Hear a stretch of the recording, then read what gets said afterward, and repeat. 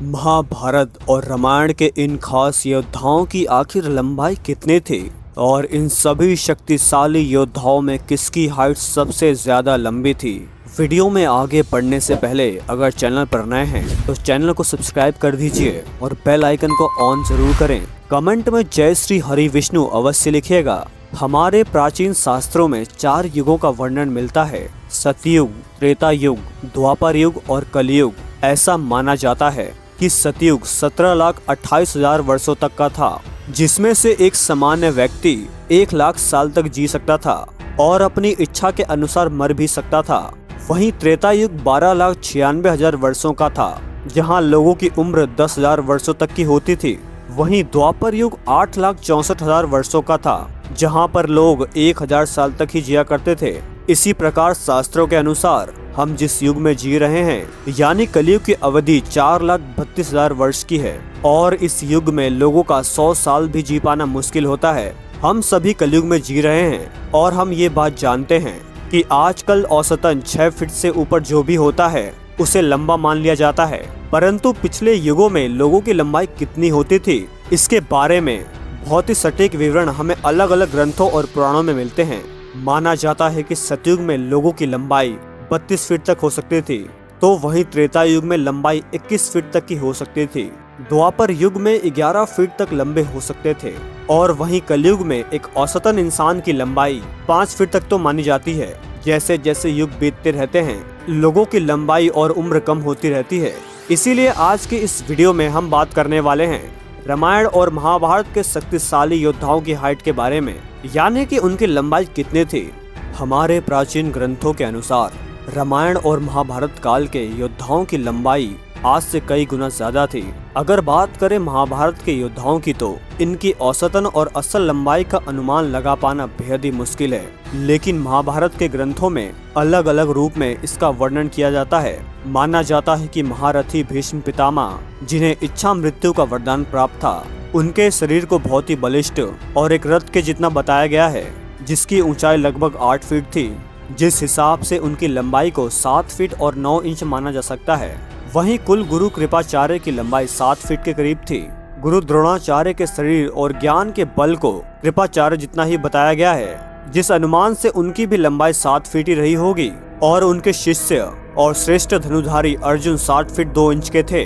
वहीं पांडवों में सबसे बड़े युधिष्ठिर की लंबाई 7 फीट 2 इंच की थी, जबकि नकुल और सहदेव को 7 फीट तक का दर्शाया गया है। ये बात तो हम सब जानते हैं कि भीम में 10,000 हाथियों का बल था, परंतु क्या आप जानते हैं कि महाबली भीम की लंबाई कितनी थी? ग्रंथों के अनुसार गदाधारी भीम की लंबाई 8 फीट 5 इंच से भी अधिक थी। कहते हैं कि भीम के गदा का वजन 10 हाथियों के बराबर था और उनका शरीर इतना विशाल था कि रथ भी उनके सामने छोटा प्रतीत होता था।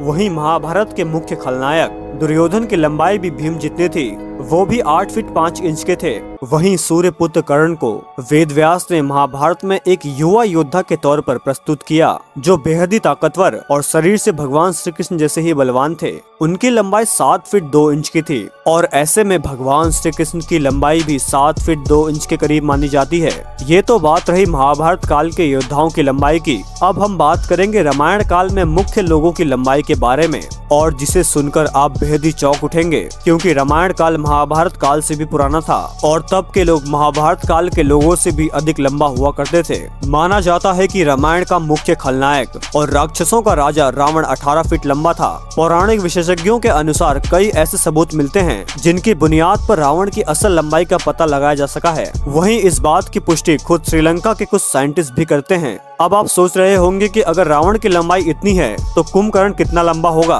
रामायण में वर्णित है कि कुंभकर्ण सबसे विशालकाय राक्षस था। उसको लड़ने के लिए किसी भी सेना की जरूरत नहीं पड़ती थी। उसने अकेले ही जाकर पूरी वानर सेना में खलबली मचा दी थी। उस पर सारे अस्त्र और शस्त्रों के वार असफल होते जा रहे थे। वो वानरों को अपने पैरों तले कुचल देता था। बड़े से बड़े पर्वत और चट्टान तो उसके सामने पत्थर जितने लगते थे। उस पर चलाए गए बाण बिल्कुल छोटी सी सुई की भांति ही लगते थे। शायद आप इस बात को जानकर चौंक भी जाएंगे कि इस विशाल दानव कुंभकर्ण की लंबाई दरअसल 60 फीट से भी अधिक थी। माना जाता है कि वो अकेला ही राक्षसों को खाया करता था, परंतु बात यहीं खत्म नहीं होती। दरअसल इसका भी सटीक अनुमान नहीं लगाया जा सका। कुंभकर्ण की हाइट कितनी थी, यानी कि लंबाई कितनी थी। कोई कहता है 60 फीट तो कोई कहता है 120 फीट। खैर ये तो रही कुंभकर्ण की लंबाई की बात। अब हम बात करेंगे कुंभकर्ण के भतीजे और रावण के बेटे मेघनाद के बारे में। इंद्र को हराने वाला और ब्रह्मदेव जी का आशीर्वाद पाने वाला रावण का सबसे पराक्रमी पुत्र मेघनाद, जिसे लोग इंद्रजीत भी कहते थे, वो अपने पिता की तरह ही बलिष्ठ शरीर वाला था और बेहद ही शक्तिशाली था। उसकी कुल लंबाई 12 फीट थी। वहीं अगर हम प्रभु श्री राम की बात करें तो रामचरितमानस में वर्णित है कि भगवान श्री राम 5 करी कुश लंबे हैं। अब 1 करी कुश में 24 इंच होते हैं। इस हिसाब से 5 करी कुश यानी कि 120 इंच, यानी कि कुल मिलाकर 10 फीट। जी हाँ, भगवान श्री राम की लंबाई 10 फीट की थी। वहीं लक्ष्मण जी भी उनके भाई बिल्कुल उनके जैसे ही थे, तो इसीलिए उनकी हाइट, उनकी लंबाई भी बिल्कुल 10 फीट के करीब ही थी। अब बात की जाए पवन पुत्र हनुमान जी की, तो उनकी लंबाई का अंदाजा लगा पाना बहुत ही कठिन है, क्योंकि वह जब चाहे अपने शरीर को छोटा कर लेते थे, जब चाहे विशालकाय कर लेते थे, और उनकी स्पष्ट हाइट या लंबाई का पता लगाना बहुत ही मुश्किल है। वहीं अगर बाली की बात की जाए तो बाली रावण जितना ही विशाल था, यानी उसकी हाइट भी उसकी लंबाई भी 18 फीट थी। वहीं सुग्रीव 15 फीट के थे। कहा जाता है कि बाली के पुत्र अंगद भी 12 फीट लंबे थे। अब हम बात करते हैं महाभारत और रामायण दोनों में भूमिका निभा चुके भगवान परशुराम जी की। माना जाता है कि वीर ब्राह्मण भगवान परशुराम जी की लंबाई 12 फीट से अधिक थी। ये रामायण और महाभारत के खास बलिष्ठ योद्धाओं की लंबाई, किसकी लंबाई और ज्यादा लंबी होनी चाहिए थी, अवश्य बताएं। जय श्री राम, हर हर महादेव।